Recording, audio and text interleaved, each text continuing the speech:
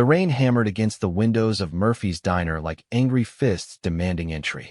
Marcus Thompson wheeled himself through the heavy glass door, his expensive suit already dampened from the short journey from his modified Tesla to the entrance.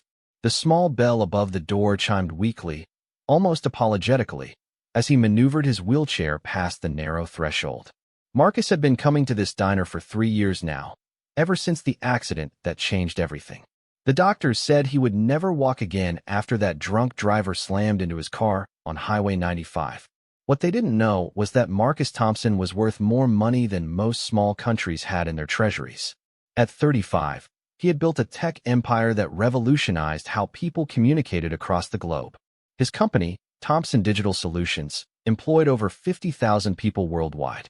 But none of that mattered to the 3 men sitting in the corner booth. They had been watching him for the past 20 minutes, whispering among themselves and shooting glances in his direction. Marcus recognized the type immediately. Bullies came in all shapes and sizes, but they all shared the same cruel gleam in their eyes when they spotted someone they perceived as weak. The leader of the group was a massive man named Derek Walsh. His arms were covered in faded tattoos that spoke of a life lived on the wrong side of the law. His 2 companions, Jimmy and Frank, were smaller but no less intimidating. They had the look of men who had spent more time in bars than boardrooms, their clothes wrinkled, and their faces unshaven. Marcus ordered his usual black coffee and apple pie from Sarah, the elderly waitress who had always treated him with kindness. She was one of the few people in this small town who didn't know about his wealth. To her, he was just another customer who tipped well and never caused trouble. "Here you go, honey," Sarah said, setting down the steaming cup and the generous slice of pie. "Extra cinnamon, just how you like it." Marcus smiled genuinely for the first time that day. "Thank you, Sarah. You always know how to make things better." As Sarah walked away, Marcus noticed the 3 men getting up from their booth. His stomach tightened. He had faced hostile takeovers, aggressive competitors, and ruthless business rivals, but something about these men made his instincts scream danger. Derek Walsh approached first, his heavy boots making the old wooden floor creak with each step. Well, what do we have here?" he said loudly enough for the entire diner to hear. "Looks like someone's too good to eat at home." Marcus kept his voice calm and steady. "I'm just having coffee. I don't want any trouble." Jimmy laughed, a harsh sound that grated against Marcus's nerves. "Trouble? Who said anything about trouble? We're just being friendly, aren't we, boys?" Frank nodded, moving to block Marcus's path to the door. "Real friendly. Just wondering what someone like you is doing in a place like this. This is a working man's diner, not some fancy restaurant for people who think they're better than everyone else." The other patrons in the diner had gone quiet, their conversations dying as they sensed the tension building. Marcus could see the fear in their eyes, but no one moved to help. He understood their reluctance. These men had the look of people who wouldn't hesitate to hurt anyone who interfered. "I think you're mistaken," Marcus said, his voice still controlled despite the rapid beating of his heart. "I'm just a regular customer here. I come in a couple times a week."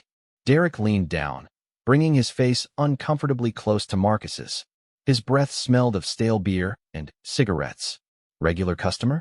In that fancy suit and that expensive watch?" "I don't think so, wheelchair boy." The cruel nickname hit Marcus like a physical blow. He had heard variations of it countless times since his accident, but it never got easier. The worst part wasn't the words themselves, but the way they reduced him to nothing more than his disability in the eyes of others. "Look," Marcus said, trying to reason with them, "I don't know what you want, but I'm sure we can work this out without anyone getting hurt." Jimmy grabbed the handle of Marcus's wheelchair, jerking it roughly to the side. "Nobody's getting hurt as long as you know your place. See, we don't like it when people think they're special just because they got money." Marcus's mind raced. How did they know he had money? His car was expensive, yes, but plenty of people drove nice cars without being wealthy. His clothes were well made, but not obviously designer, unless someone had told them who he was.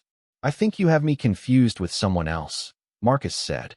But even as the words left his mouth, he knew it was useless. Derek's grin told him everything he needed to know. "Oh, we know exactly who you are, Mr. Marcus Thompson," Derek said, his voice dripping with malice. The big-shot tech billionaire who thinks he can roll into our town and act like he owns the place.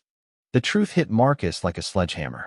Someone had recognized him, probably from the business magazines or news articles.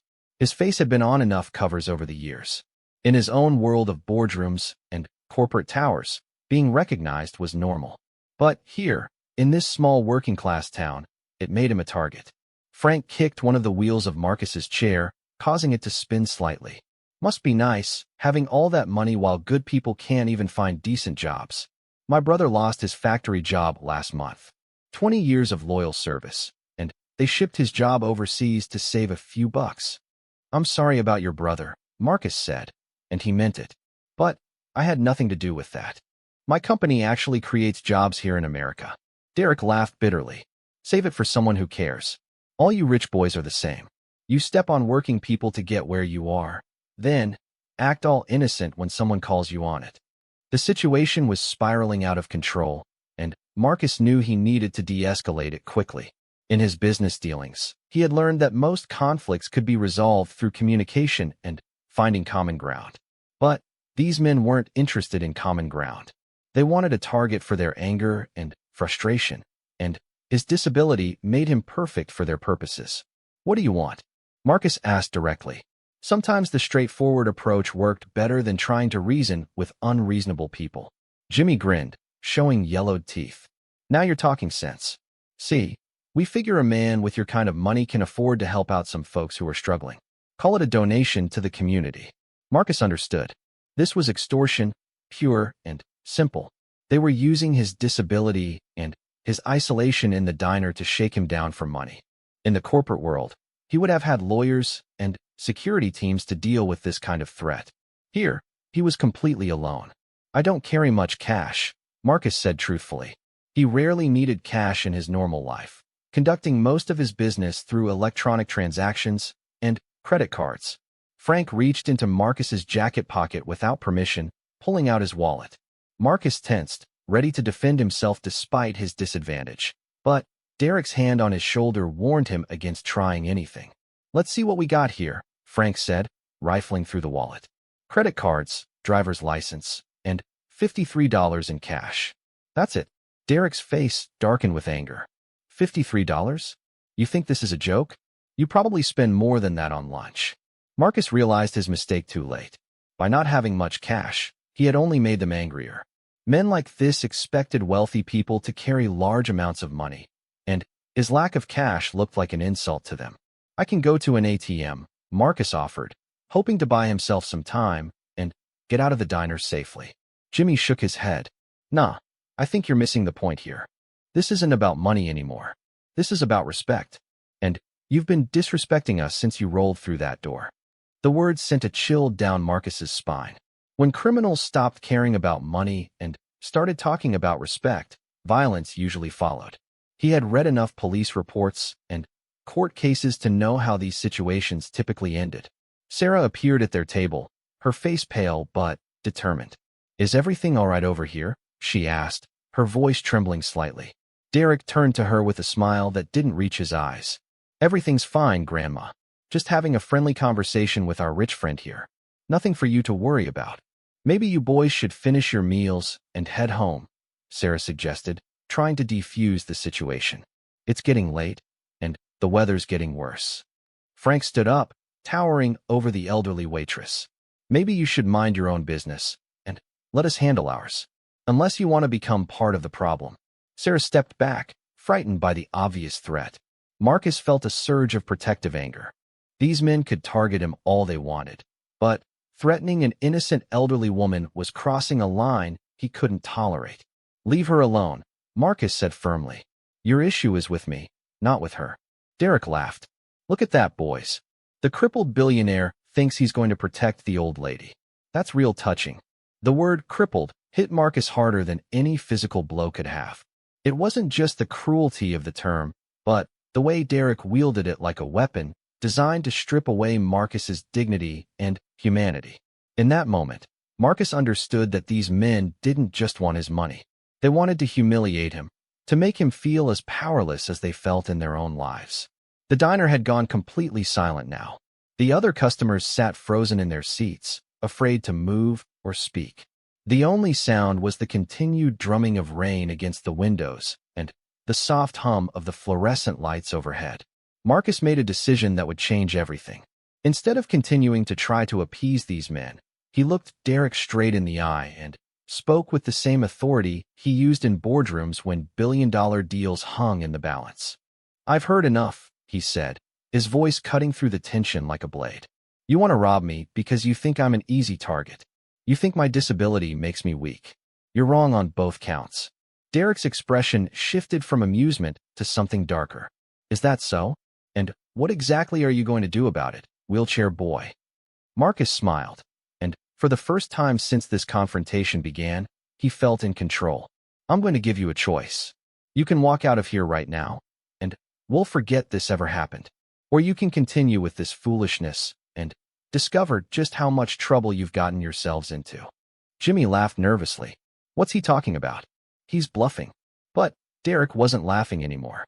Something in Marcus's tone and demeanor had changed, and Derek was smart enough to recognize when the dynamics of a situation were shifting. In his years of bullying and intimidating people, he had developed an instinct for reading his victims. And right now, Marcus Thompson didn't look like a victim anymore. Frank, however, was too angry and too drunk to pick up on the subtle changes. The tension in Murphy's diner had reached a breaking point.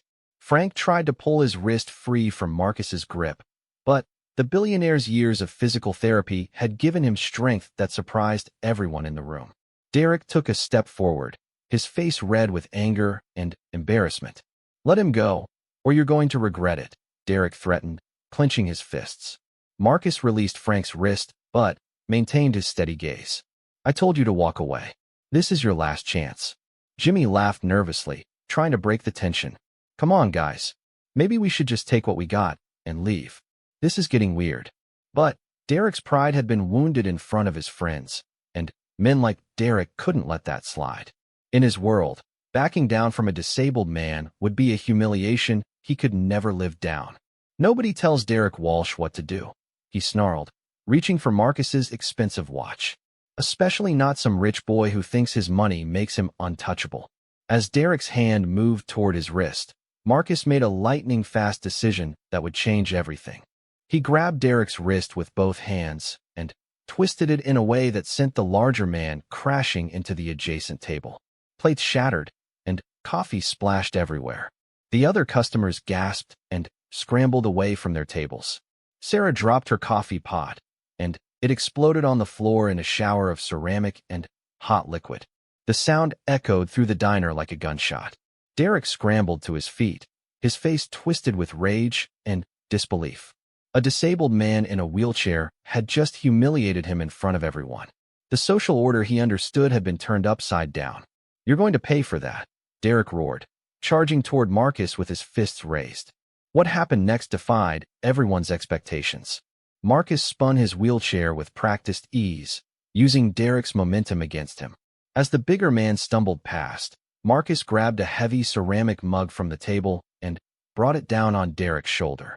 Not hard enough to cause serious injury, but enough to send a clear message. Derek stumbled and fell, clutching his shoulder. Jimmy and Frank stared in shock, unable to process what they had just witnessed.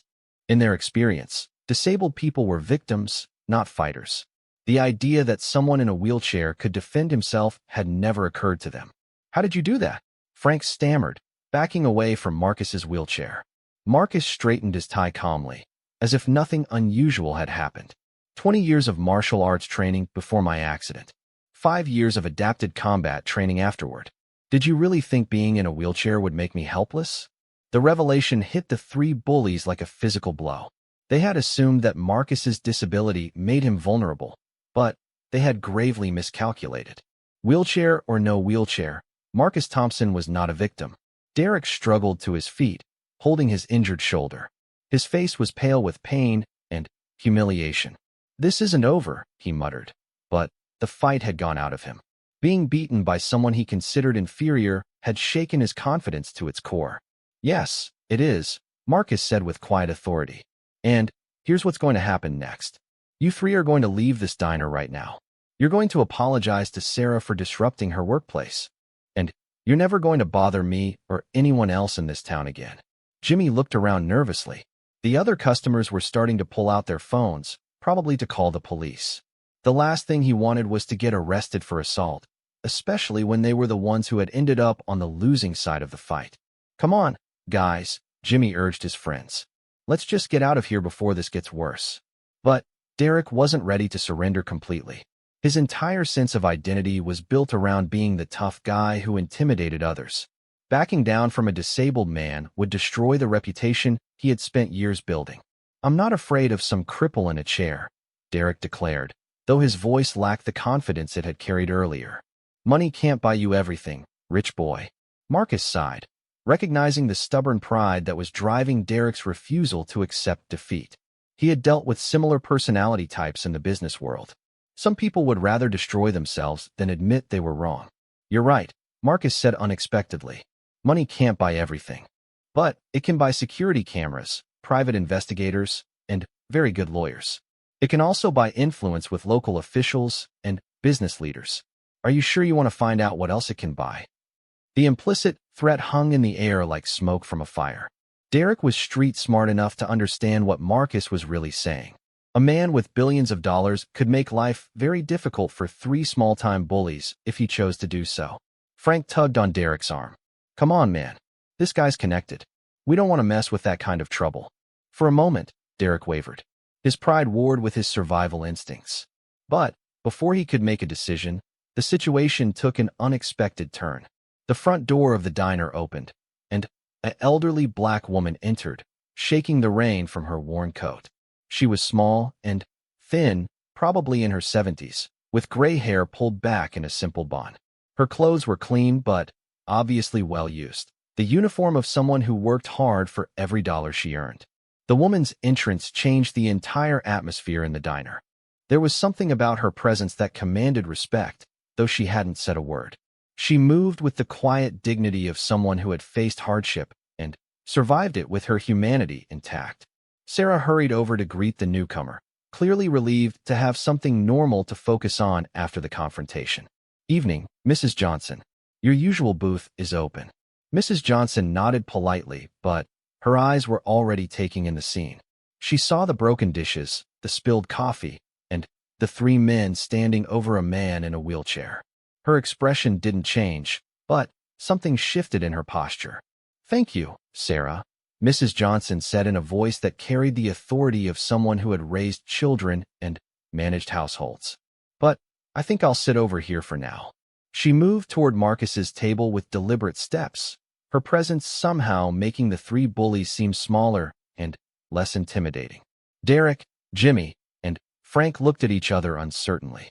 They hadn't expected an audience, especially not an elderly woman who showed no fear of them whatsoever. Mrs. Johnson approached Marcus's table and spoke directly to him, ignoring the 3 men entirely. Are you hurt, son? Marcus looked up at her, surprised by the genuine concern in her voice. No, ma'am. I'm fine. Just a little disagreement that got out of hand. Mrs. Johnson nodded, then turned to face Derek and his friends. When she spoke, her voice was calm but carried an undertone of steel that made all 3 men take an unconscious step backward. I believe you gentlemen were just leaving. It wasn't a question or a request. It was a statement of fact, delivered with the quiet confidence of someone who was used to being obeyed. Derek opened his mouth to argue, but something about the old woman's unwavering gaze made the words die in his throat. Jimmy was the first to break. Yeah, we were just going anyway, he mumbled, edging toward the door. Frank followed quickly, clearly eager to escape the increasingly uncomfortable situation. But Derek remained, his pride still warring with his common sense. Mrs. Johnson continued to stare at him with those penetrating eyes. Young man, she said finally, I've seen enough foolishness in my 74 years to recognize it when I see it. Right now, you have a choice. You can walk out that door with what's left of your dignity, or you can continue this nonsense and discover just how much trouble you've brought on yourself. The similarity between her words and Marcus's earlier warning was not lost on anyone in the room. But when Mrs. Johnson said them, they carried a different kind of weight. This was the voice of someone who had survived segregation, discrimination, and countless hardships that would have broken weaker people. Her authority came not from money or physical strength, but from the moral high ground of someone who had earned the right to speak truth to power. Derek looked around the diner and, suddenly, realized that every eye was on him. The other customers, Sarah, Marcus, and Mrs. Johnson, were all watching to see what he would do next. The weight of their judgment pressed down on him like a physical force. "This isn't over," he muttered again. But the words sounded hollow even to his own ears. "Yes, it is," Mrs. Johnson replied with finality. "And if you're smart, you'll make sure it stays that way." Derek wanted to argue, to reassert his dominance, but something about the old woman's presence had drained the fight out of him.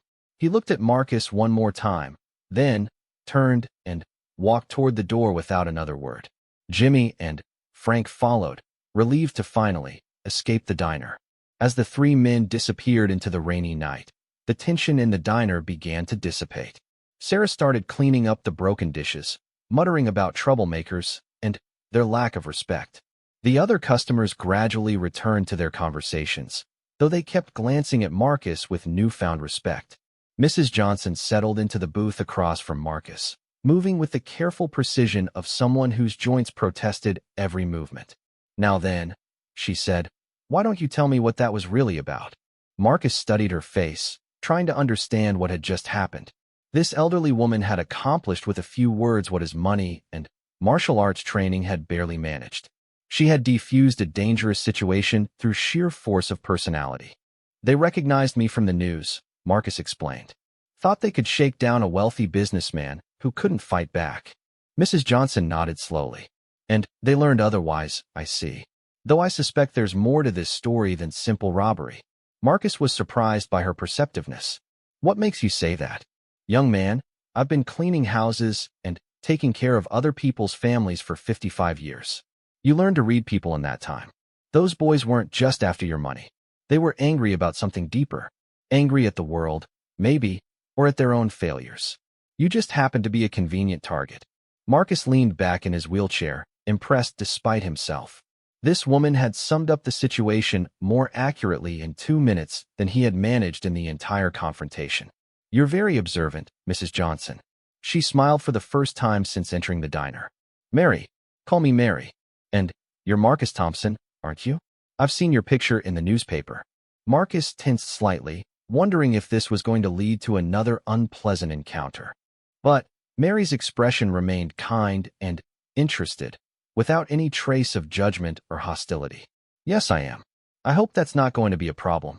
Mary laughed, a warm sound that filled the space between them. "Son, at my age, very few things are problems anymore. Besides, a person's worth isn't measured by their bank account. It's measured by how they treat others, especially when they think nobody important is watching." Marcus found himself genuinely curious about this remarkable woman. "What do you do, Mary? Besides cleaning houses, I mean." "Whatever needs doing," she replied simply. "I clean houses during the day, help at the church soup kitchen on weekends, and look after my neighbors when they need it. Been doing it so long, I wouldn't know what to do with myself if I stopped." Marcus felt a strange sense of shame as he listened to her talk. Here was a woman who had worked her entire life in service to others, earning barely enough to survive, while he had more money than he could spend in 10 lifetimes. The contrast was stark and uncomfortable. Mary seemed to sense his discomfort. "Don't go feeling sorry for me, Mr. Thompson. I've lived a good life, raised 3 children who turned out well, and helped more people than I can count. That's worth more than all the money in the world." Her words hit Marcus harder than Derek's fists ever could have. In his world of corporate success and financial achievement, he had lost sight of the simple truth that Mary embodied. Value came from contribution, not accumulation. "I admire that," Marcus said quietly. "I'm not sure I can say the same about my own life." Mary studied his face with those penetrating eyes. "What do you mean by that?" Marcus hesitated, unsure why he was opening up to a stranger. But something about Mary's presence made him want to be honest in a way he rarely was anymore. "I've spent the last 15 years building a business empire. I've made more money than I ever dreamed possible. But sometimes I wonder what the point of it all is. Tonight, those men looked at me and saw someone who had taken from others to get where I am. Maybe they weren't entirely wrong. Mary was quiet for a long moment, considering his words. When she spoke, her voice was gentle but firm. Mr. Thompson, I don't know much about business or building empires. But I know something about people. And from what I've seen tonight, you're not the kind of man who takes from others. Those boys were angry at their own failures and looking for someone to blame. Don't let their bitterness poison your view of yourself. Marcus felt something shift inside him as he listened to her words. For years, he had been focused on growth, expansion, and profit. But sitting across from this remarkable woman, he began to see possibilities he had never considered before. Mary, he said slowly, can I ask you something? Of course. If you had unlimited resources, what would you do with them? Marcus found himself completely captivated by Mary's vision of what she would do with unlimited resources. Her dreams weren't about luxury cars or mansions or exotic vacations. They were about basic human dignity and community care. As she spoke, he began to see his own wealth through entirely different eyes. Tell me more about the community center, Marcus said, genuinely interested. Mary's eyes lit up with passion. Oh, it used to be such a wonderful place. When I was raising my children, they spent every afternoon there after school. There were art classes, tutoring programs, sports leagues, and safe spaces for kids whose parents were still at work. But the city cut funding 10 years ago, and now it's barely hanging on. Marcus made a mental note. A community center would be an easy fix with his resources, but he sensed that Mary's dreams went much deeper than simple repairs. The hunger problem you mentioned, Marcus continued. How bad is it really? Mary's expression grew serious. Worse than most people realize. I clean houses in the wealthy neighborhoods, and I see people throwing away more food in a week than some families around here see in a month. There are children who come to school on Monday mornings having not eaten since Friday lunch. It breaks my heart. Marcus had known intellectually that poverty existed, but hearing Mary describe it with such personal detail made it real in a way that statistics never could. He began to understand why Derek and his friends had been so angry. Not that their behavior was justified, but their rage came from watching their community struggle while others prospered. What about jobs? Marcus asked. What kind of opportunities would help them most? Mary considered the question carefully. Good-paying jobs that don't require college degrees. Manufacturing, maybe, or service industries. Something stable that lets people support their families with dignity. Too many folks around here are working 2 or 3 part-time jobs just to pay rent. As Marcus listened, his business mind began working on solutions. His company had been considering opening a new customer service center. The work could be done anywhere with good internet connectivity, and the jobs paid well above minimum wage. But he had been looking at locations in major cities, not small towns like this one. Mary, Marcus said suddenly, would you be willing to show me around tomorrow? I'd like to see some of the places you've been talking about. Mary looked surprised. Show you around? You mean like a tour? Exactly. I want to understand this community better. I want to see what you see when you talk about the problems that need solving. Mary studied his face carefully, as if trying to determine whether he was serious or just making conversation. Most wealthy folks who say things like that don't really mean it. They're just being polite. Marcus met her gaze steadily. I'm not most wealthy folks. And I don't say things I don't mean. Something in his tone convinced her. All right then. I start my cleaning route at 8 in the morning. You can ride along if you want, though I should warn you that some of the places I go aren't very fancy. That's exactly what I want to see, Marcus replied. Sarah appeared at their table with a fresh pot of coffee, looking relieved that the evening's drama had ended peacefully. Everything okay over here? She asked, refilling their cups. Everything's fine, Mary assured her. Just getting to know Mr. Thompson here. Sarah smiled. He's one of our best customers. Always polite, tips well, and never causes any trouble. Unlike some people, she added with a meaningful glance toward the door where Derek and his friends had departed. After Sarah left, Mary turned back to Marcus. She's a good woman, Sarah. Been working here for 23 years, supporting her grandson since her daughter died in that car accident. Never complains, always has a kind word for everyone. Marcus made another mental note. He was beginning to see the intricate web of relationships and mutual support that held this small community together. People like Mary and Sarah formed the backbone of the town, quietly taking care of others even when they had little to spare themselves. "Mary, can I ask you something personal?" Marcus said. "Depends what it is. Why did you intervene tonight? Those men could have been dangerous. You didn't know me from anyone. Why did you get involved?" Mary was quiet for a moment, stirring her coffee thoughtfully. "I suppose because it was the right thing to do. My grandmother used to say that when you see injustice happening and you do nothing, you become part of the injustice. Those boys were picking on you because they thought you couldn't fight back. That's not right, no matter who you are or how much money you have." Marcus felt a deep respect growing for this remarkable woman. In his world of corporate executives and board meetings, he rarely encountered such clear moral conviction.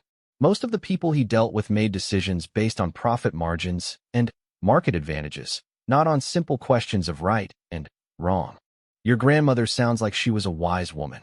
Mary smiled sadly. "She was. Raised 7 children during the Depression, took in neighbors when they needed help, and never missed a Sunday at church. She lived through Jim Crow and segregation, watched the civil rights movement change everything, and always told us that the measure of a person wasn't the color of their skin or the size of their bank account, but how they treated the least fortunate among them."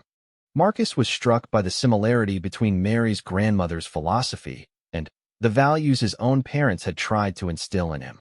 Somewhere along the way, in his pursuit of success and wealth, he had lost sight of those fundamental principles. "What would she think of you now?" Marcus asked. Mary laughed. "She'd probably tell me I talk too much to strangers and that I should mind my own business. But she'd be proud that I stood up to those bullies. She never could stand to see someone being picked on." The conversation was interrupted by the arrival of another customer, a young man who looked like he had just finished a long shift at some manual labor job. His clothes were dirty, his face was tired, and he moved with the slow gait of someone whose body ached from hard work. Mary waved to him. "Evening, Tommy. How's your mother doing?" Tommy's face brightened slightly. "She's having a good day, Mrs. Johnson. The new medication seems to be helping with the pain. Thanks for asking. You tell her I'll stop by tomorrow with some of that soup she likes," Mary said. Tommy nodded gratefully and took a seat at the counter. Marcus watched this exchange with growing fascination. Mary seemed to know everyone in town and kept track of their problems and needs. She was like an informal social worker, connecting people with help and support. "Who's Tommy?" Marcus asked quietly. "Tommy Morrison. He's 24, works 2 jobs to pay for his mother's cancer treatments. His father left when she got sick, couldn't handle the stress. Tommy's been taking care of everything ever since." Marcus felt another pang of shame as he considered the contrast between Tommy's struggles and his own comfortable life. Here was a young man sacrificing his own future to care for his sick mother, while Marcus worried about stock options and quarterly reports. "What kind of cancer?" Marcus asked. "Breast cancer. Stage 3 when they found it. The treatments are helping, but they're expensive. Tommy's been working himself into the ground, trying to keep up with the medical bills." Marcus made yet another mental note. His company's health insurance plan was excellent, and he had connections with some of the best cancer treatment centers in the country. Perhaps there were ways to help that Tommy would never know came from him. The front door opened again, and a police officer entered, shaking the rain from his coat. He was a tall, middle-aged man with graying hair and the bearing of someone who had been keeping the peace for many years. He nodded to Sarah and made his way over to their table. "Evening, Mary," he said warmly. "I heard there was some trouble here earlier." Mary introduced Marcus to Officer Dave Peterson, who had been with the local police department for 15 years. Peterson explained that several people had called in reports of a disturbance at the diner, but by the time he arrived, the situation had already been resolved. "Derek Walsh and his buddies," Peterson said with obvious frustration. "I've been dealing with those 3 for years. Small-time troublemakers who think they're tougher than they are. They give you any real problems, Mr. Thompson?" Marcus shook his head. "Nothing I couldn't handle, though I appreciate you checking on things." Peterson looked skeptical. "Derek's got a mean streak, especially when he's been drinking. If he bothers you again, don't try to handle it yourself. Call the police. That's what we're here for." After Peterson left, Mary turned back to Marcus with a thoughtful expression. "You didn't tell him about the fight." "No point," Marcus said. "Like you said earlier, it's over. No need to make it worse for those men by getting them arrested." Mary nodded approvingly. That's generous of you, especially considering how they treated you. Marcus shrugged. Getting them arrested won't solve the real problem. They're angry because they feel powerless and forgotten. Throwing them in jail will just make them angrier. Mary looked at him with new respect. You really have given this some thought, haven't you? More than I expected to, Marcus admitted. Meeting you has made me think about a lot of things differently. They sat in comfortable silence for a while, watching the other customers and listening to the rain slowly tapering off outside. Marcus found himself relaxing in a way he hadn't in years. There was something deeply peaceful about this simple diner, with its worn booths and friendly staff and sense of community. Mary, Marcus said eventually, tell me about your family. You mentioned 3 children. Mary's face lit up with maternal pride. 3 wonderful children, though they're all grown now with families of their own. My oldest, James, is a teacher in Atlanta. My daughter Patricia is a nurse in Birmingham. And my youngest, Michael, is in the Air Force, stationed in Germany. You must be very proud of them. I am. They all turned out better than I ever dared hope. James is teaching inner-city kids who remind me a lot of the children around here. Patricia works in a clinic that serves low-income families. And Michael, well, he's seeing the world and serving his country. They all learned the importance of helping others. Marcus could hear the love and pride in her voice, and he felt a pang of longing for the kind of family relationships that seemed to come so naturally to Mary. His own family relationships had been strained by years of focus on business success. Do they visit often? Not as much as I'd like, but I understand. They have their own lives to live. James tries to come home for Christmas, and Patricia manages a visit every few months. Michael gets leave once or twice a year. Marcus made another mental note. Mary clearly missed her children, and he began to wonder if there were ways to make it easier for families to stay connected across long distances. What about you? Mary asked. Do you have family? Marcus hesitated. His personal life had been one casualty of his single-minded pursuit of business success. Not really. I was married for a few years, but the accident and my focus on work put a lot of strain on the relationship. She remarried a couple of years ago. We're still friendly, but he trailed off. Mary reached across the table and patted his hand gently. I'm sorry. That must have been difficult. The simple gesture of compassion nearly undid Marcus. He had been surrounded by employees, assistants, and business associates for years, but he couldn't remember the last time someone had offered him genuine human comfort. It was my choice, Marcus said quietly. I threw myself into work after the accident, partly as therapy and partly to prove that I was still capable of achieving things. But I lost sight of what really mattered. Mary nodded understandingly. Grief makes people do strange things. And trauma has a way of changing our priorities, sometimes not for the better. Marcus looked at her with surprise. That's exactly it. How did you understand that so clearly? Mary smiled sadly. Honey, I've lived long enough to see a lot of pain. People handle it in different ways. Some people turn to drink, some turn to anger, some turn to work. The important thing is recognizing when your coping mechanism has stopped helping and started hurting. Marcus felt as if Mary had just summarized years of expensive therapy in a few simple sentences. He began to understand why her presence had been so effective against Derek and his friends. Mary possessed a kind of wisdom that came from experience and genuine care for others. The diner was beginning to empty out as the evening grew late. Sarah was wiping down tables and preparing to close up. Tommy had finished his simple meal and left, waving goodbye to Mary. The other customers had gradually drifted away, leaving Marcus and Mary alone in their booth.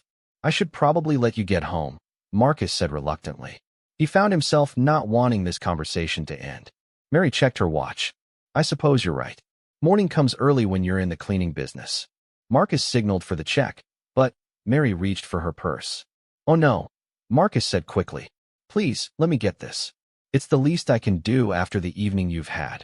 Mary started to protest, but something in Marcus's expression stopped her.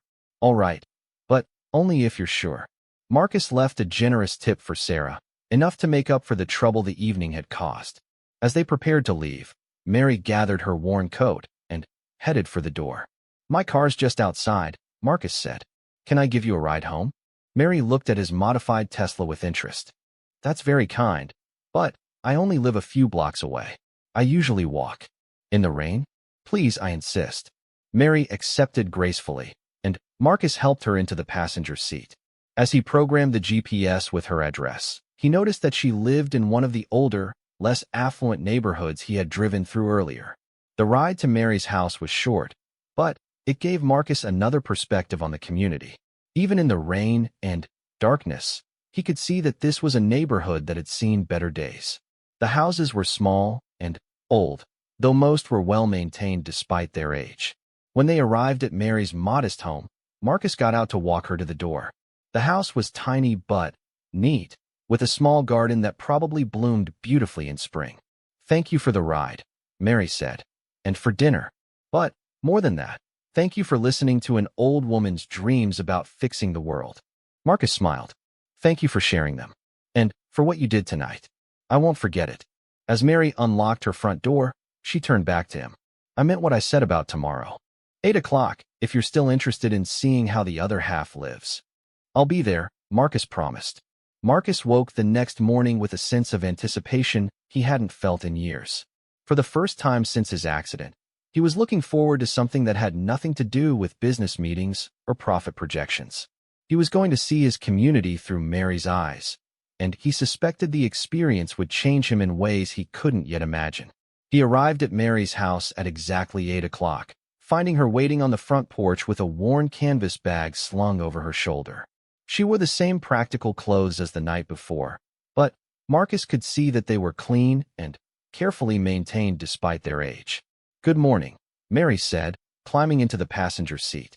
"I wasn't sure you'd actually show up." "I keep my promises," Marcus replied. "Where are we going first?" Mary directed him to the first house on her cleaning route, a modest 2-story home in one of the newer subdivisions. As they drove, she explained that this was where she would normally start her day, cleaning for the Hendersons, a young family where both parents worked full-time jobs but still struggled to keep up with their mortgage and childcare costs. "Mrs. Henderson works as a bank teller," Mary explained as they pulled into the driveway. "Mr. Henderson is an electrician. Good people, work hard, but they're barely making ends meet even with both of them working." Marcus followed Mary to the front door, where she used her own key to let them in. Mrs. Henderson had already left for work, but she had left a note thanking Mary and mentioning that little Emma had another ear infection and would need to see the doctor again. As Mary showed Marcus through the house, he began to see details he would have missed on his own. The furniture was old, but well cared for. There were bills stacked neatly on the kitchen counter, and Marcus couldn't help but notice the medical bills mixed in with the regular monthly expenses. The refrigerator was decorated with Emma's artwork and school papers, evidence of parents who cared deeply about their child's education despite their financial pressures. "The Hendersons are good people," Mary said as she began her cleaning routine. "But Emma's been sick a lot this year, and every doctor visit means time off work for one of them. They're falling behind on their bills." Marcus watched Mary work with practiced efficiency, treating the Hendersons' modest home with the same care and attention she would give to a mansion. There was dignity in her work, pride in doing a job well regardless of how others might view it. "How long have you been cleaning for them?" Marcus asked. 3 years now. I watched Emma take her first steps in this living room. I've seen them celebrate Emma's birthdays and worry through her illnesses. They're not just clients to me. They're family." Marcus began to understand that Mary's work was about much more than cleaning houses. She was a confidant, a support system, and sometimes the only stable adult presence in the lives of families under stress. After finishing at the Hendersons, they drove to the older part of town where Mary's next client lived. Mrs. Eleanor Fitzgerald was 87 years old and lived alone in the house where she had raised 4 children. Her husband had died 2 years earlier, and her children lived in distant cities, unable to provide regular support. "Mrs. Fitzgerald is one of my favorite people," Mary said as they approached the small, well-maintained house. "Sharp as a tack, but she gets lonely. Sometimes I think she needs the company more than she needs the cleaning." They found Mrs. Fitzgerald in her kitchen, struggling to reach a high cabinet where she kept her medications. Marcus immediately moved to help her, and she accepted his assistance with the grace of someone who had learned to accept help without losing her dignity. "Thank you," dear," Mrs. Fitzgerald said to Marcus. "These old bones don't work like they used to. Mary, who's your handsome friend?" Mary introduced Marcus, and Mrs. Fitzgerald invited them to sit for coffee and conversation. As they talked, Marcus learned that Mrs. Fitzgerald had been a teacher for 40 years, touching hundreds of lives through her dedication to education. But now she lived on a small pension and Social Security, carefully rationing her money to afford her medications and maintain her independence. "I keep telling Mary she doesn't need to fuss over me," Mrs. Fitzgerald said with obvious affection. "But she won't listen. Shows up here every week whether I need cleaning or not, just to check on me." Marcus watched the interaction between the two women and realized that Mary's work created a safety net for elderly people who might otherwise fall through the cracks of an overwhelmed social services system. She was performing the role that used to be filled by extended families in previous generations. After visiting with Mrs. Fitzgerald, they continued to Mary's other clients. Each stop revealed another layer of the community's struggles and strengths. There was the single mother working 2 jobs while going to nursing school at night. The elderly widower whose arthritis made simple household tasks nearly impossible. The young couple saving every penny to buy their first home while living in a tiny apartment. At each house, Marcus saw the same pattern. People working hard, playing by the rules, and still struggling to get ahead. But he also saw the network of mutual support that kept the community functioning, with Mary at the center of it all, connecting people with resources and providing stability in unstable times. Their next stop was the community center Mary had mentioned the night before. Marcus was shocked by the building's condition. What had once been a vibrant hub of community activity was now a deteriorating shell of its former self. The roof leaked, the windows were cracked, and much of the equipment was broken or outdated. "It breaks my heart to see it like this," Mary said as they walked through the empty halls. "When my children were young, this place was alive with activity. After-school programs, senior citizens activities, job training classes, health screenings. It was the heart of the community." Marcus examined the building with the eye of someone who understood construction and renovation. The structure was sound, but it needed significant investment to become functional again. He mentally calculated what it would cost to restore the center to its former glory, and realized it was a fraction of what he spent on corporate retreats each year. What would it take to bring it back? Marcus asked. Mary looked at him with surprise. "Oh, I don't know. Money, obviously, but also community support. The city would need to hire staff, develop programs, coordinate with the schools and local organizations. It would be a big project." Marcus nodded, his business mind already working on the logistics. Renovating the building would be the easy part. Creating sustainable programs and ensuring long-term funding would require careful planning and community involvement. Their tour continued to the elementary school where Mary volunteered in the reading program. The school was overcrowded and underfunded, with teachers spending their own money on supplies and working in classrooms that needed significant repairs.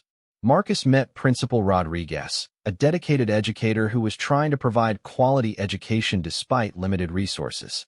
"We have children who come to school hungry," Principal Rodriguez explained as they walked through the hallways. "Children who don't have quiet places to study at home. Children who need medical attention their families can't afford. We try to help as much as we can, but we're stretched thin." Marcus watched the children in their classrooms and remembered his own privileged education. These children had the same potential, the same dreams, but they were starting the race from much further behind the starting line. At lunchtime, Mary took Marcus to the soup kitchen where she volunteered on weekends.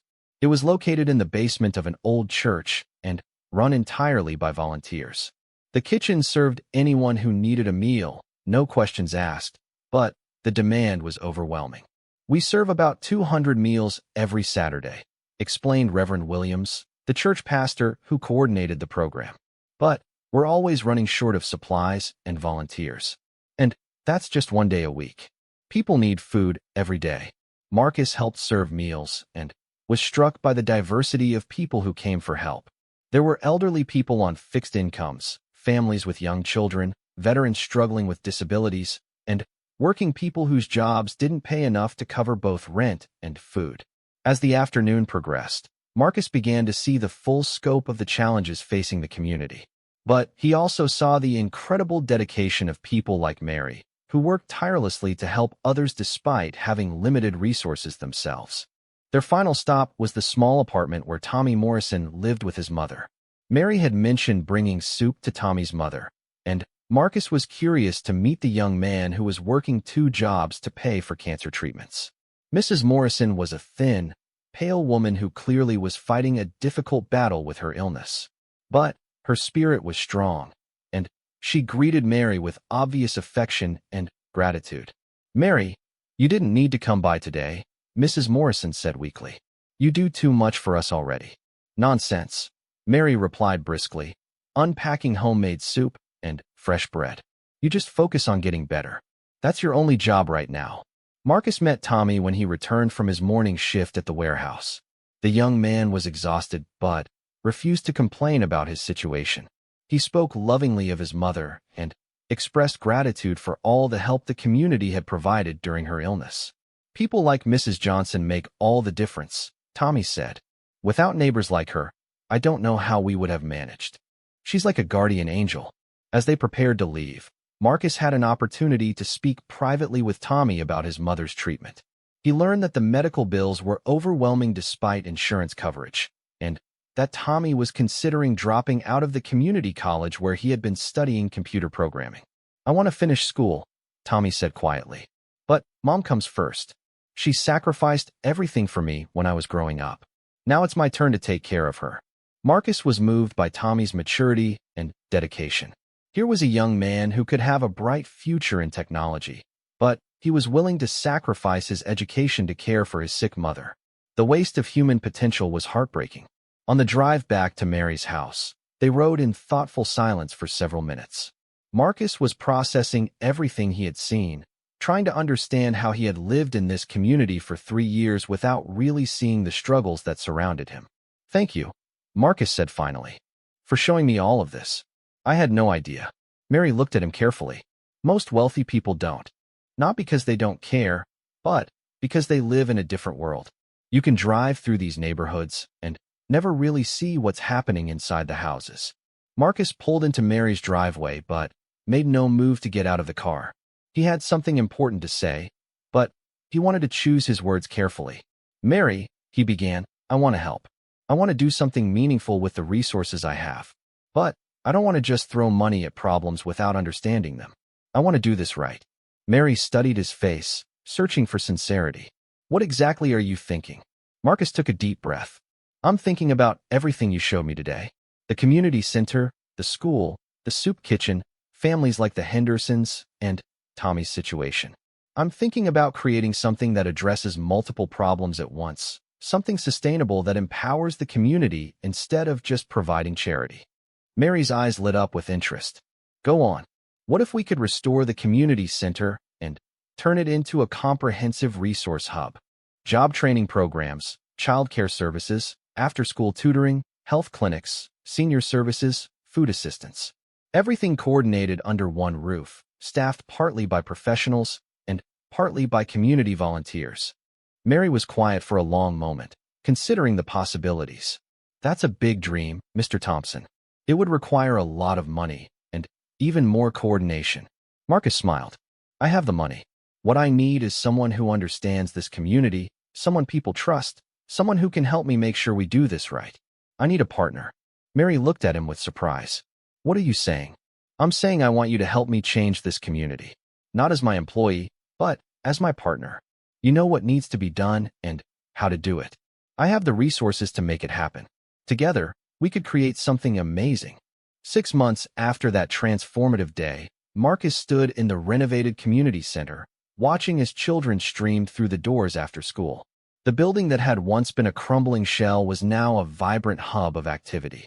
The Thompson-Johnson Community Center, as it was officially known, had become the heart of the neighborhood in ways that exceeded even Mary's original vision. The transformation had not been without its challenges. When Marcus first announced his plans to invest in the community, there had been skepticism and suspicion. Many residents wondered what the wealthy businessman really wanted from them. Some assumed it was a tax write-off or a publicity stunt. Others worried that gentrification would follow, pushing long-time residents out of their homes. Mary had been instrumental in addressing these concerns. Her reputation in the community and her obvious partnership with Marcus helped people understand that this was different from typical charitable efforts. This wasn't about a rich man swooping in to save the poor. This was about neighbors working together to strengthen their community. The center now offered a comprehensive range of services. The ground floor housed a state-of-the-art childcare facility that allowed parents to work without worrying about their children's safety and supervision.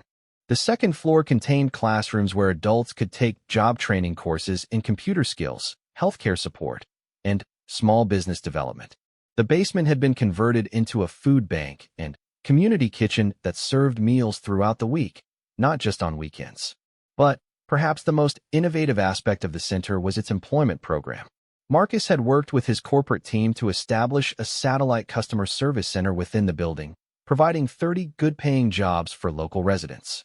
Tommy Morrison had been one of the first employees hired, allowing him to work full-time while continuing his computer programming studies in the evening classes offered upstairs.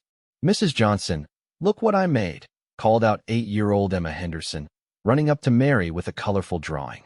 Emma's chronic ear infections had been resolved after she was seen by the pediatric nurse practitioner who held regular clinics at the center. Mary examined the drawing with serious attention. "That's beautiful, Emma. Is that your family?" "Yes, and that's you and Mr. Marcus too, because you're part of our family now," Emma explained matter-of-factly. Marcus watched this interaction from across the room, still amazed by how naturally Mary connected with people of all ages. She had proven to be exactly the partner he had hoped for, bringing wisdom, credibility, and genuine care to every aspect of their work together. The partnership had evolved in ways neither of them had initially expected. Marcus had established the Mary Johnson Foundation with an endowment that would ensure the center's programs could continue in perpetuity. Mary served as the foundation's executive director, a role that utilized her lifetime of experience in understanding community needs and coordinating support services. "Mr. Thompson, do you have a minute?" asked Dr. Patricia Williams, the center's health services coordinator. "I wanted to update you on our wellness programs." Dr. Williams had been recruited from a larger hospital system, attracted by the opportunity to practice community medicine in a setting where she could really make a difference. The center's health clinic had become a model for other rural communities, providing basic healthcare services and preventive care to people who had previously gone without medical attention. "The diabetes management program is showing excellent results," Dr. Williams reported. "We've helped 15 residents get their blood sugar under control, which should prevent serious complications down the road. And our mental health counseling services are booked solid." There was obviously a huge unmet need in that area. Marcus nodded with satisfaction. The health services had been Mary's idea, based on her observation that many community members had medical needs that went unaddressed due to cost or lack of access. The clinic operated on a sliding scale fee structure, with many services provided free of charge. As they talked, Marcus noticed Derek Walsh entering the building with his young daughter. 6 months earlier, this would have been an uncomfortable encounter.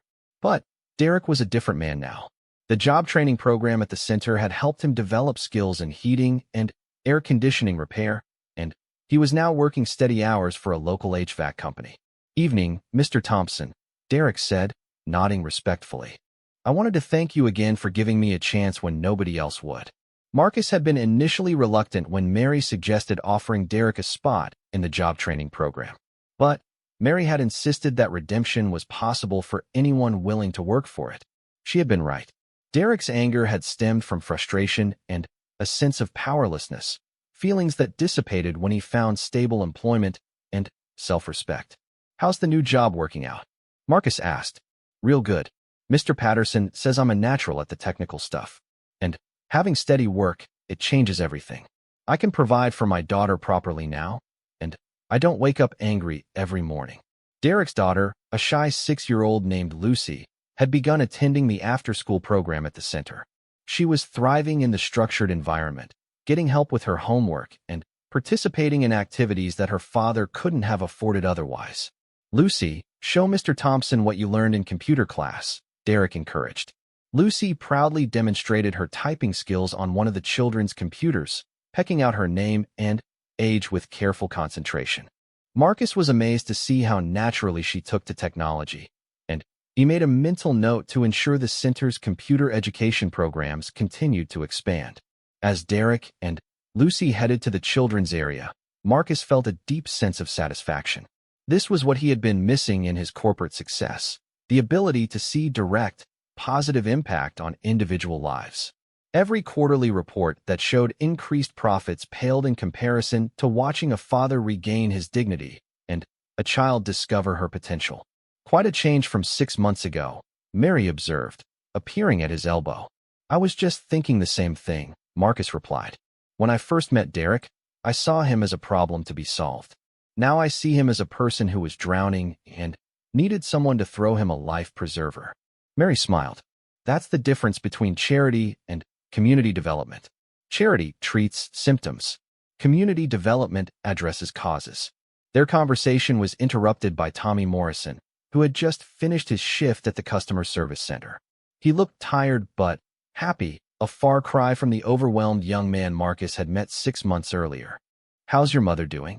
Mary asked with genuine concern. Tommy's face lit up. She's doing great. The new treatment protocol Dr. Williams set up is working really well. And having the health insurance through my job here means we're not drowning in medical bills anymore. Tommy had become something of a success story for the center's employment program. His computer skills had made him a natural fit for the customer service work, and his evening studies in programming were preparing him for even better opportunities in the future. I've been thinking, Tommy continued, about ways to give back to the center. Maybe I could teach some basic computer classes for other young people in the community. Marcus and Mary exchanged glances. This was exactly what they had hoped would happen. Community members becoming leaders and teachers themselves, creating a sustainable cycle of support and growth. I think that's an excellent idea, Marcus said. Why don't you put together a proposal for what kind of classes you'd like to teach, and we'll figure out how to make it happen. As Tommy walked away to collect his mother from the senior activities room, Marcus reflected on how much his own life had changed. 6 months ago, he had been successful but isolated, wealthy but purposeless. Now he woke up every morning excited about the work he was doing and the people he was working with. The financial investment had been significant, but not overwhelming for someone with his resources. The total cost of renovating the community center, establishing the programs, and creating the foundation endowment was less than he had made in interest income the previous year. What struck him most was how little it had taken to make such a dramatic difference in so many lives. Mary walked over to the community bulletin board, where residents posted job openings, apartment listings, requests for help, and notices about community events. It had become an informal communication hub, fostering connections between neighbors who might not otherwise have met. Look at this, Mary said, pointing to a notice posted by Mrs. Fitzgerald. She's offering to teach piano lessons to children in exchange for help with her grocery shopping and light housework. Marcus read the notice with interest. That's brilliant. She gets the help she needs, and children get music education their families couldn't otherwise afford. It's happening all over, Mary explained. People are finding ways to help each other that don't require money. Mrs. Henderson is teaching English as a second language to some of the immigrant families. Derek is helping elderly residents with basic home repairs. The community is learning to take care of itself. This was perhaps the most important outcome of their work together. Rather than creating dependency on outside charity, they had built a platform that enabled residents to support each other. The center provided the infrastructure, but the community provided the energy and creativity that made it work. As the evening wound down and families began heading home, Marcus and Mary walked through the building, turning off lights and securing doors. It had become a comfortable routine for them, this daily review of what had been accomplished and what needed attention tomorrow. Mary, Marcus said as they prepared to leave, I need to tell you something. This partnership we've created, this work we're doing, has given my life meaning in a way I never expected. I'm grateful every day that those men decided to pick on a disabled billionaire in a diner. Mary laughed. That's a strange thing to be grateful for. Maybe. But if it hadn't happened, I never would have met you. I never would have seen what you see in this community. I probably would have gone on making money and missing the point of life entirely. Mary was quiet for a moment, considering his words. You know, I've been thinking about that night too. I almost didn't go to the diner. I was tired, and it was raining, and I thought about just staying home. But something made me get up and go out. What do you think it was? Mary smiled mysteriously. Maybe it was my grandmother, watching out for both of us. She always said that sometimes God puts people in our path exactly when we need them most. As they walked to their cars in the parking lot, Marcus reflected on how dramatically his perspective had changed. 6 months ago, he would have dismissed Mary's talk about divine intervention as superstitious nonsense. Now he understood that there were forces in life that couldn't be measured in spreadsheets or explained in business plans. The community center was fully booked with activities for the following week. The job training programs had waiting lists. The health clinic was scheduling appointments weeks in advance. Local businesses had begun partnering with the center to provide internships and employment opportunities for program graduates. But, perhaps most importantly, the center had begun attracting attention from other communities facing similar challenges. Marcus and Mary had been invited to speak at conferences and had consulted with leaders from other small towns who wanted to replicate their model. We're going to need to think about expansion, Marcus said as they reached their cars. I've gotten calls from 3 different communities this week asking for help setting up similar programs. Mary nodded thoughtfully.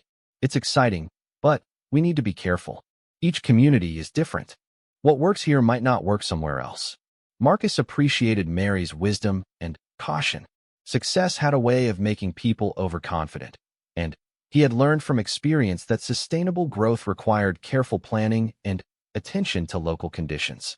As they said goodnight and prepared to drive home, Marcus realized that he had found something he hadn't even known he was looking for, a true sense of purpose and belonging. The money he had made in business had given him security and options, but this work with Mary had given him meaning and connection. 6 months ago, Derek Walsh and his friends had attacked what they saw as a privileged outsider who thought he was better than everyone else. They had been wrong about Marcus's character, but they hadn't been entirely wrong about the isolation that wealth can create. The irony was that their attack had set in motion the very changes that would ultimately help them and their community. As Marcus drove through the neighborhoods he now knew so well, he passed houses where he could name the families inside. The Hendersons, where little Emma was probably getting ready for bed after completing her homework in the center's tutoring program. Mrs. Fitzgerald's house, where she was likely practicing the piano pieces she would teach to children tomorrow. Tommy Morrison's apartment, where mother and son could finally sleep peacefully without worrying about unpaid medical bills. At his own house, Marcus no longer felt the emptiness that had plagued him for years. The mansion was still large and luxurious, but it no longer felt like a lonely monument to his success. Mary was speechless for a moment, overwhelmed by the magnitude of what Marcus was proposing. Finally, she found her voice. Mr. Thompson, I'm 74 years old. I clean houses for a living. I'm not qualified to run some fancy community program. Marcus shook his head firmly. Mary, you're the most qualified person I've ever met for this kind of work. You understand people. You know their needs. You've spent your entire life helping others. That's not something you can learn in business school. As they sat in Mary's driveway discussing possibilities, both of them felt the weight of the moment. This was more than just a conversation about community development. It was the beginning of a partnership that would transform not only their small town, but their own understanding of what it meant to live a meaningful life. The bullies who had attacked Marcus in the diner had no idea that their actions would set in motion a chain of events that would benefit the very community they felt had failed them. Sometimes the worst moments in life become the catalysts for the most important changes. Marcus and Mary were about to discover just how true that could be. As he drove away, Marcus found his mind racing with possibilities. For the first time in years, he was thinking about something other than profit margins and market share. He was thinking about purpose, about using his wealth and influence to make a real difference in people's lives. The encounter with Derek and his friends had shown him one side of his community's struggles. But meeting Mary had shown him something even more important: the incredible strength and resilience of people who face those struggles every day with grace and determination. By the time Marcus reached his own home, a sprawling mansion that suddenly felt empty and cold, he had made a decision. Tomorrow would be more than just a tour of the community. It would be the beginning of something new, something that would honor both his grandmother's values and Mary's vision of what the world could be. The rain had stopped completely, and the stars were beginning to appear through the breaking clouds. Change was in the air, and Marcus Thompson was ready to be part of it. Mary smiled, and her eyes took on a distant look. I'd make sure no child in this town went to bed hungry. I'd help the elderly folks who can't afford their medications. I'd fix up the community center so kids had somewhere safe to go after school. She paused, looking slightly embarrassed. Listen to me, going on like I'm some kind of dreamer. Marcus leaned forward intently. No, please continue. What else would you do? Mary looked at him curiously, but continued. Well, I suppose I'd help people find decent jobs. So many folks around here are struggling just to make ends meet. And I'd make sure everyone had access to good health care, regardless of whether they could afford it. As Mary spoke, Marcus felt something awakening in him that had been dormant for years. Purpose. Real purpose, beyond quarterly earnings and market share. The rain outside was beginning to slow, but inside the diner, a different kind of storm was building. One that would change both of their lives in ways neither could have imagined when Marcus first wheeled through that door. But that transformation was still ahead of them. For now, they were just two people from different worlds, discovering that they had more in common than either had expected. The real story was just beginning. He grabbed the handles of Marcus's wheelchair and jerked it roughly, causing Marcus to spill his coffee across the table. Big tough guy, aren't you? Frank sneered. Let's see how tough you are when you're lying on the floor. That was the moment everything went wrong. As Frank reached to tip the wheelchair over, Marcus grabbed his wrist with surprising strength. Years of physical therapy and adapted workouts had given Marcus powerful arms and quick reflexes. Frank yelped in surprise as Marcus's grip tightened. I warned you, Marcus said quietly. Derek moved forward to help his friend, but stopped when he saw the look in Marcus's eyes. There was something there that hadn't been there before, something that made Derek's street-smart instincts scream warnings. The confrontation had reached a tipping point, and everyone in the diner could feel it. Outside, the storm was growing stronger, and inside, three bullies were about to discover that they had picked the wrong target. But Marcus wasn't thinking about what would happen next. He was thinking about dignity, about respect, and about the fact that sometimes a person had to take a stand, wheelchair or no wheelchair. The next few minutes would determine whether these men learned that lesson the easy way or the hard way. The choice, as he had told them, was entirely theirs.